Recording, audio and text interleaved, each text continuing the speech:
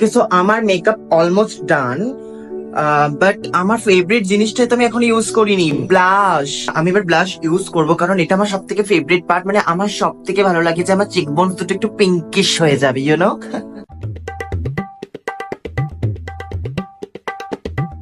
কিছুই তো হলো না, আর একটু দেই। ও হচ্ছে না কেন, পড়ছে না নাকি? হয়েছে, কিন্তু অল্প, আর একটু দেই।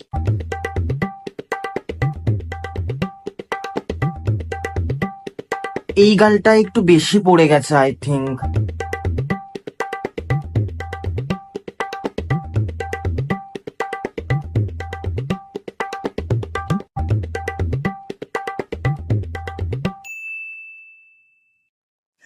হ্যাঁ, এবার পারফেক্ট।